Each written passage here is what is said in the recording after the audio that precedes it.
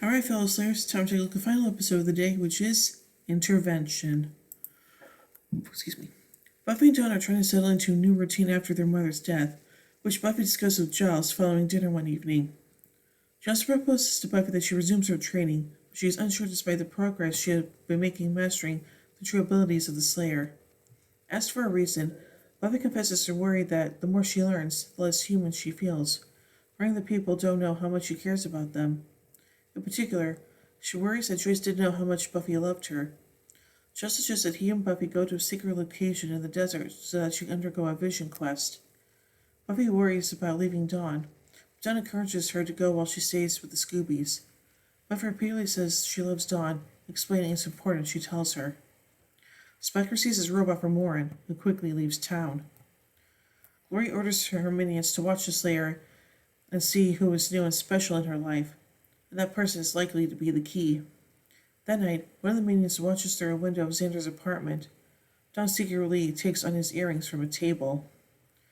Just as Buffy arrives at the sacred location, Joseph performs a ritual to call upon the guide.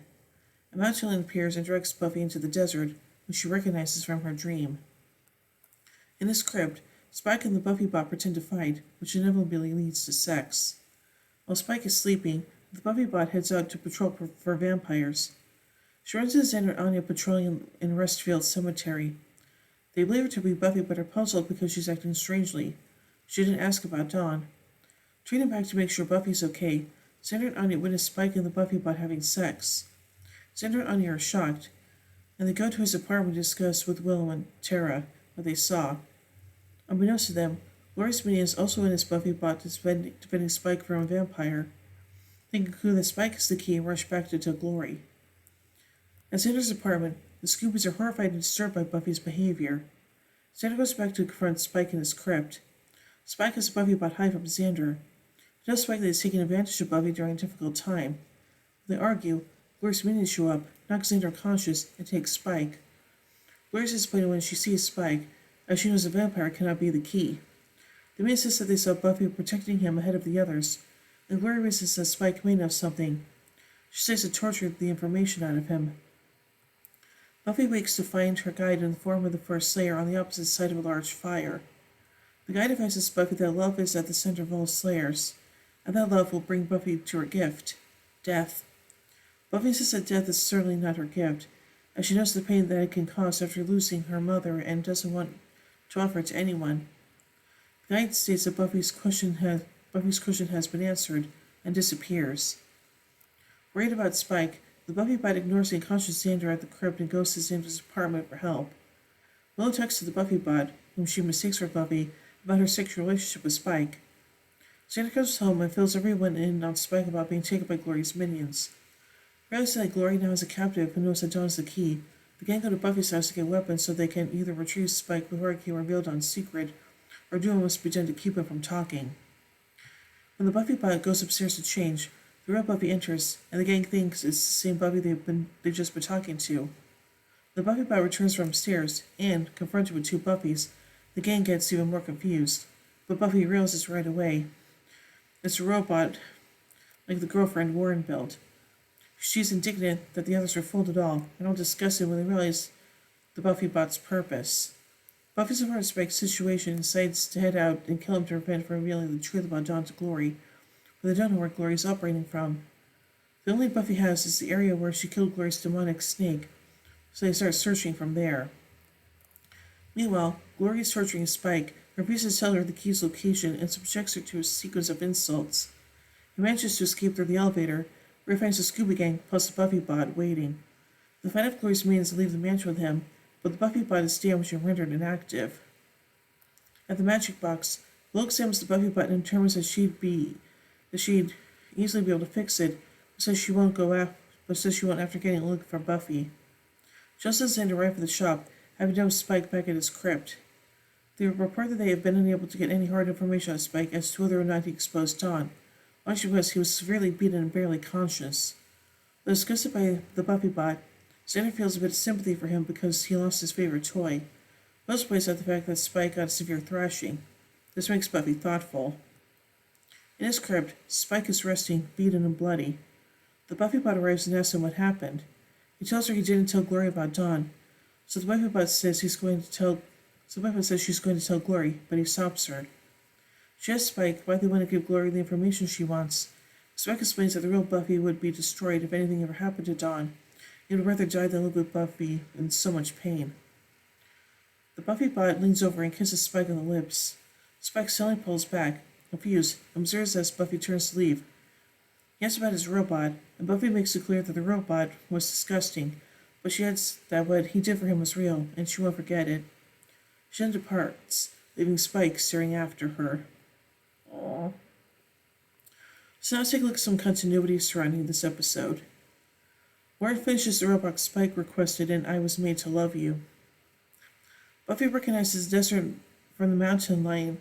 Recognizes the desert the mountain lion leads her, as well as the vision of the first Slayer, having dreamed about them and restless. Dawn is shown to steal Anya's earrings. Her increasing kleptomania is eventually discovered in the episode Older and Far Away. Upon hearing that Buffy was supposedly having sex with Spike, Tara says she's nuts. In Death Things, she acts more sympathetically to Buffy when she confesses the same thing. According to BuffyBot's system screen, Willow is gay since 1999 when she first met Tara. In this episode, Buffy finds out that death is her gift, which will contribute to her insight on how to save the world and the gift. Buffy will describe her encounter with the guide to the potential Slayers when they venture the same quest in The Killer and Me. Spike endures Glory's torture and hides Dawn's identity as the key, we discovered in the episode Blood Ties. Xander says Buffy's supposed attraction to Spike is understandable. In different circumstances, Xander will react disappointed when he discovers Buffy has been having sex with Spike. Xander describes Spike as sort of compact but well-muscled. Years later, he'll ask him, how are your muscles so hard and your skin so soft? Once revealed to the group that there are two Buffys, Xander says, I didn't know this, they're both Buffy. This refers to the replacement, in which Xander's psyche was split into two separate bodies. The Scoobies find Glory's mansion based on Buffy's memory from the area she fought the spawn of Sobek and Shadow. The Buffy bot will be kept in the magic box from then on. The reconfigured play a crucial role in the gift until Destruction and Bargaining Part 2. Buffy recants her early words to Spike and Crush. Upon discovering that he is capable of great personal sacrifice on her behalf, welcomes him back into the fold. Buffy kisses Spike out of gratitude, this time influenced by a spell as in Something Blue. They'll kiss again and once more a feeling when they begin their secret affair. Ooh. So let's take a look at some production notes from this episode. To call upon the guide, Giles reads in Swahili, and I'm sorry I was mispronouncing these words. Niliyev Yoahidi Kulinda na Kuongoza na kupokeza impeleke afiki mahali pa usalama na ujuzi mpe anav yotiaj biwan yeshe nija.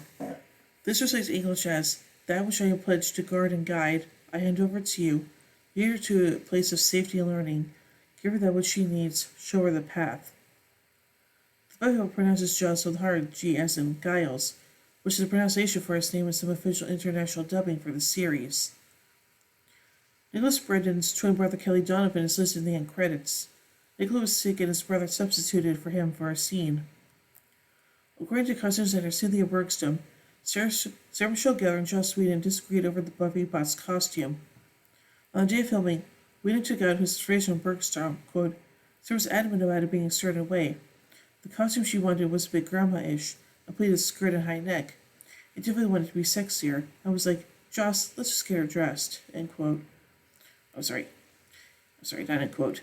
He grabbed my arm and dug in his fingers until his fingernails were printed into the skin, and I said, You're hurting me, end quote.